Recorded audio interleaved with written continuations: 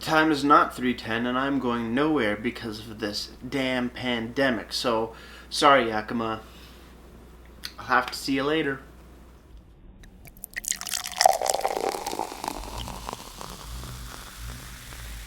Beer, beer, beer, beer, beer, beer, beer. Hello everybody, welcome back to me, Maple Brewski from the Brewski Review. And today the beer I have for you guys is by Brock Street Brewing Company out in Whitby, Ontario? Yes, Whitby, Ontario. Not Oshawa, Whitby. Just right next to it. Boom. 310 to Yakima. It's a West Coast IPA coming in at 5.5% alcohol by volume and also 55 IBUs. So I like that little bit of matchy there. The can design is, well, unique. You got a cactus, a chicken thing, a madman, and a flannel, mad sheriff, it seems, riding a pig on a stick with some other weird, take a look. Does any of that make sense to you? Because it doesn't make any sense to me. But hey, it's unique, it's cool, it's interesting, it catches your eye, so it's a good thing in my book. 5.5% ABV, 55 IBUs, West Coast IPA, 310 to Yakima. Nothing to do but to crack this bad boy open and see what we got. I got this beer in a 24 pack that currently, at April 23rd, 2020, is on sale for $75 from the $83 price point, sorry. 24 assorted beers, you get 4 or 5 different styles of beer for $75, making about $3 a pop. Pretty damn good. Looking at the beer, fairly yellow or golden in color. Not super hazy, but a good bit of haze on it. Nice, slightly. No, it's a pretty white head on top actually. Looking pretty damn good for a West Coast. A little lighter than what West Coast usually are, at least that I can remember, but hey, it's all good. Smells piney, grapefruity, citrusy, like an orange or a tangerine. Not mangoes.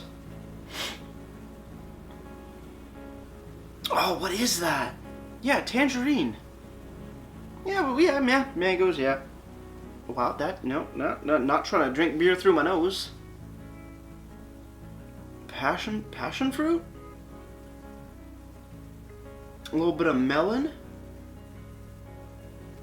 Wow. Usually West Coast are a little bit more malty for me at least, but this, no, not really. Somewhat grassy, but fruity, tropical fruity. In my opinion. Cool, I'm down. Let's have a sip.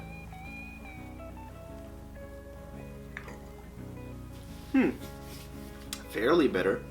Fairly upfront hoppy bitterness. Piney. 100%. A little grassy. That bitterness lingers throughout the whole thing. And is still there. Like a, hot, what's the word I'm trying to find? It's not dank or resiny, but it's just a lingering sharp between a pine and a citrus rind bitterness that lingers for quite a lot longer than you might assume. Like it's still there. Dwindling, but still there. Pretty cool. There are some fruity notes in there, tropical fruity notes, but the bitterness seems to be the predominant sort of aspect about this beer, which means, and it's going to surprise you, we need another sip. Right? Whoa. Just, I'm going to give you a second to take that in, that we might need another sip on this. But in the meantime, cheers everybody. Let's keep on drinking.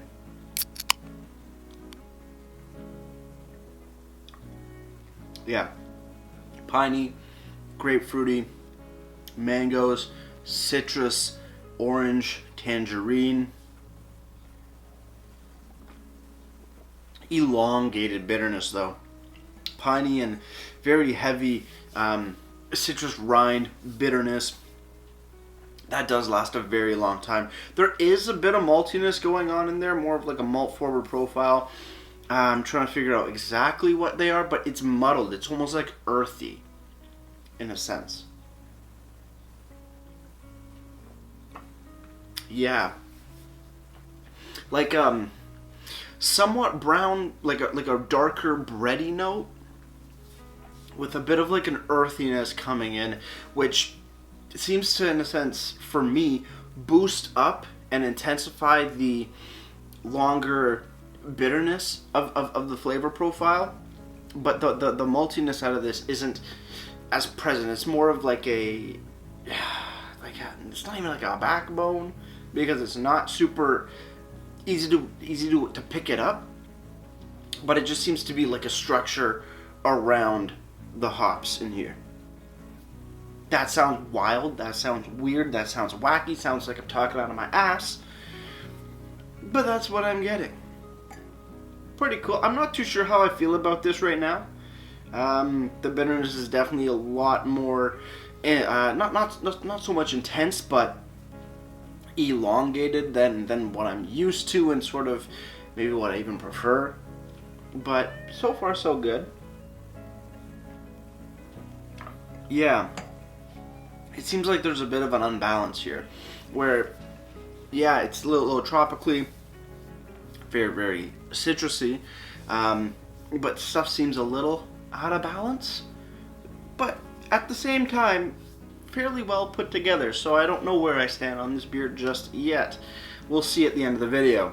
Brock Street Brewing Company out of Whitby, 310 to Yakima, West Coast IPA, like I said, 5.5% alcohol by volume, 55 international bitterness units.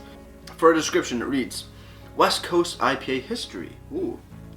Brewers in the 60s experimented with dry hopping, a long-forgotten brewing technique using hops from the Pacific Northwest. The dry hopping and ocean air blanketing the hop fields provides a distinct bitterness and intense hop aroma. We utilize only the best hops imported directly from Yakima, hence the name. Brock Street Brewing was founded by 4 best friends. Their goal is simple: have fun and make great beer. Enjoy. Short, sweet, straight to the point, love it. Ingredients: we got water, malted barley, which is 2-row and Carahel, wheat, hops, which are Cascade, Chinook, and Simcoe, and American ale yeast. Hop on the 310 to Yakima and enjoy our take on this unique beer style. Keep refrigerated and enjoy fresh. Follow us on Facebook for new beer releases and event updates. Very nice can.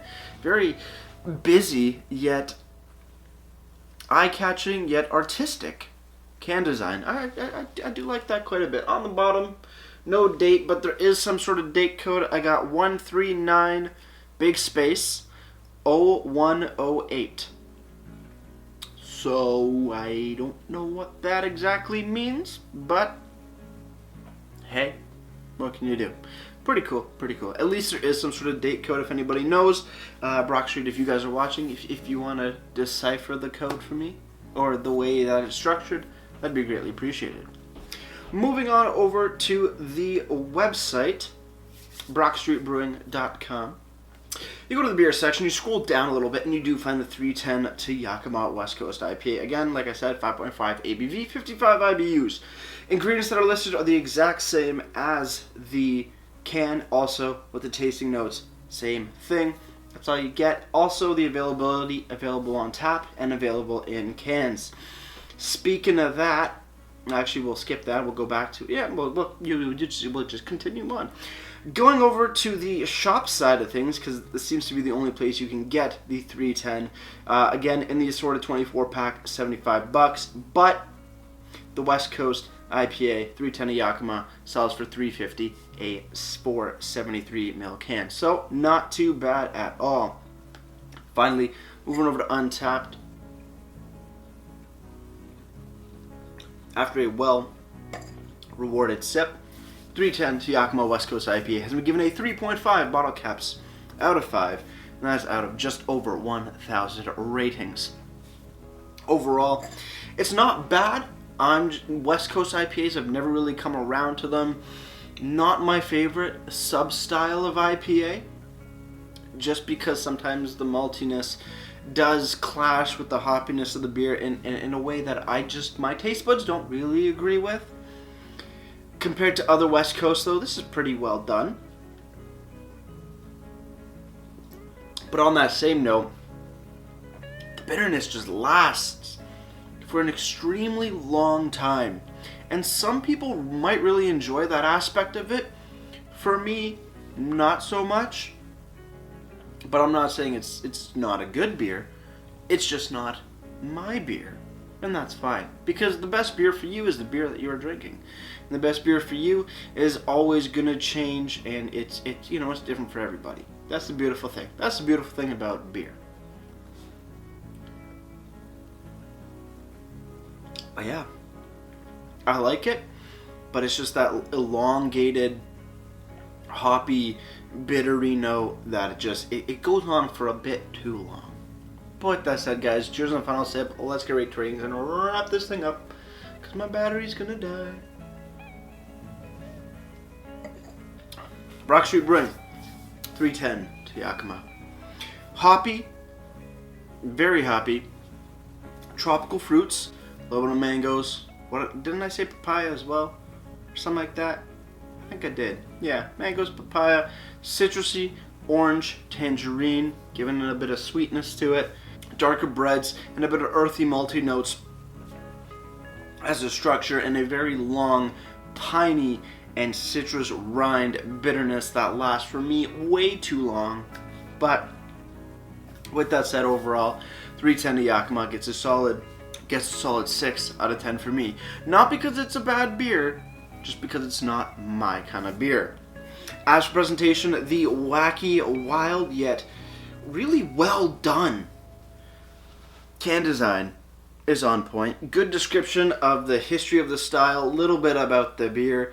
Beautiful ABV, IBU, ingredients posted, detailed list of malts and hops. Even better, throwing on the American Ale yeast on the website. Great, website looks perfect. Wish there was a picture, but the pictures you can find on the shop page, which is awesome. Some sort of date code, don't know how to decipher it, but it is there. So that's always awesome. As for presentation, gets a solid 8.5 out of 10. Yes, it's a little higher than the last one, the blonde, but that's because we got IBUs, and I'm just gonna throw that in there. Plus the description's a little bit nicer than the blonde ale. But hey, with all that said, guys, before I leave you, if you have any comments, questions, or beers I want to review in the future, leave all that information down in the comment box below. If you want to go ahead and like this video or subscribe to me, Maple Brewski, that'd be greatly appreciated as well. And with all that said, that's going to do it for me, Maple Brewski. Like I always say, crack a beer and enjoy. Cheers.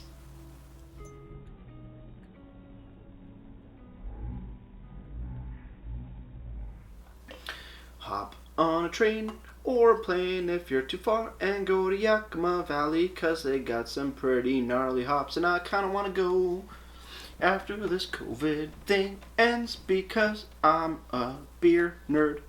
Cheers.